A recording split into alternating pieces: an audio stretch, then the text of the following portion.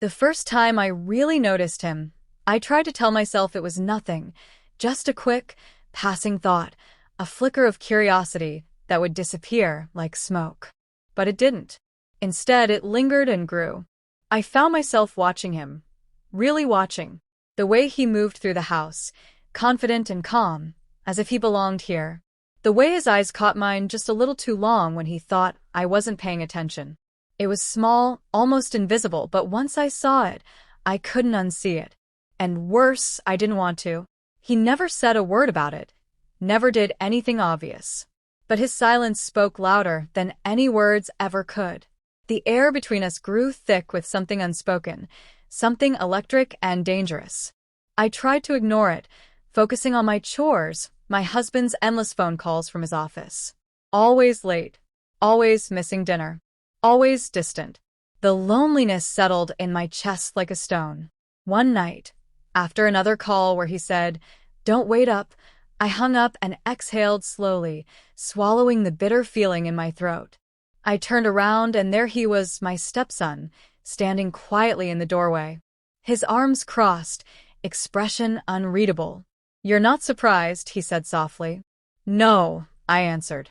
"Work always comes first." He stared at me for a long moment. "That's a shame." There was something in his voice, neither cruel nor kind, that made my skin tighten. I tried to keep my voice steady. "You shouldn't say things like that." "Like what?" He took a step closer, eyes steady and calm. "Like I see you?" I swallowed hard. He wasn't joking. He wasn't teasing. And I couldn't stop looking back. After that, he started to linger near me more often. In the kitchen when I made coffee, leaning against the counter with that quiet, knowing look. His eyes tracked my every move. Every breath felt heavier. Every moment charged with tension. One evening, I stepped outside for fresh air, hoping the cool night would clear my mind. Instead, I found him in the backyard, shirtless, practicing under the soft glow of the porch light. His movements were smooth, strong, almost hypnotic. I should have turned away. I should have walked back inside. But I didn't. He slowed when he saw me watching, almost as if he wanted me there. "You don't have to hide," he said quietly, wiping sweat from his chest with a towel. "I wasn't hiding," I whispered. "Then why do you keep running?" "This isn't a game," I said, my voice shaking.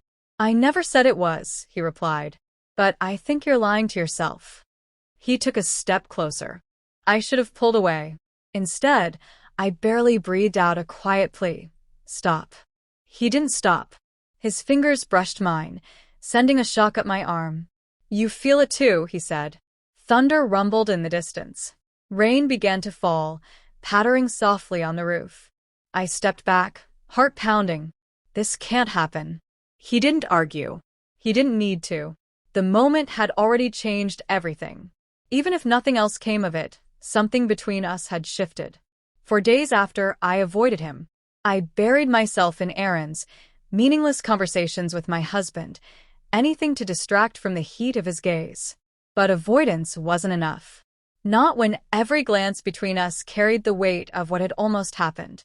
One morning, I came downstairs and found him already there, waiting. "You didn't run this time," he said quietly. "There's nothing to run from." "Are you sure?" He brushed past me to reach for the coffee pot, his hand grazing my waist. It was a tiny touch, but I felt it everywhere, burning through my skin. "You keep saying this can't happen," he whispered close to my ear, "but you never say you don't want it to." Thunder crashed again. The lights flickered and dimmed. Darkness surrounded us. His fingers curled around my wrist, steady and firm. He pulled me closer. This was the moment. I could stop it, walk away, end this before it began. But I didn't. His lips touched mine, soft at first, then with growing hunger. My body answered before my mind could catch up. I kissed him back. That night changed everything. Days passed in a blur of stolen moments and whispered words. I told myself to feel guilt, to drown in regret. But instead, I felt alive, seen, wanted. My husband didn't notice. Or maybe he did, and didn't care. He buried himself deeper in his work and trips, leaving me behind in a quiet house that felt like a cage. Then the night he left for a business trip, 3 days away, the tension between us became unbearable.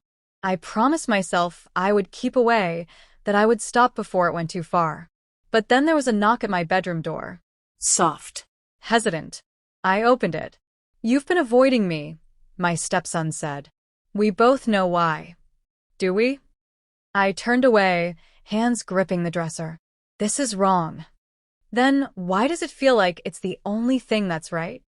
He stepped closer. And once again, I didn't stop him. His hands were warm on my skin, both familiar and thrillingly new. I told myself I should push him away, that I should end this before it got worse. But his lips found mine, and all reason slipped away. The next morning, I woke before him, heavy with what we'd done. I dressed quietly, trying not to wake him. But as I stepped into the hallway, I froze. My husband stood at the bottom of the stairs, suitcase in hand, unexpectedly home. His eyes flicked past me to the half-open bedroom door behind me. "I thought so," he said softly. He didn't yell or ask questions, just walked away. Silence filled the house, colder and louder than any shouting. The hours blurred by. My husband moved through the house like a ghost, avoiding me.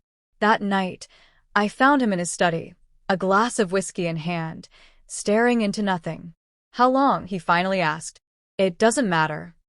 He laughed bitterly. "No, I suppose it doesn't." Then he looked at me with eyes dark and tired. "Do you love him?" I wanted to say no, but the truth was I didn't know anymore. Without another word, he left the room. The next morning, his suitcase was gone. No note, no goodbye, just empty space. The house felt hollow after that. My stepson and I moved around each other like strangers. What had once burned so bright flickered now in silence. One evening, I found him in the kitchen, staring out the window. "What happens now?" I asked quietly. He didn't answer at first. Then finally, he looked at me. "I don't know." His honesty cut deeper than anything else. For the first time, I saw the boy beneath the man, the one who was just as unsure and scared as I was. He reached for my hand. I let him take it, because even if everything else had fallen apart, even if we'd crossed a line that could never be uncrossed, I still couldn't walk away.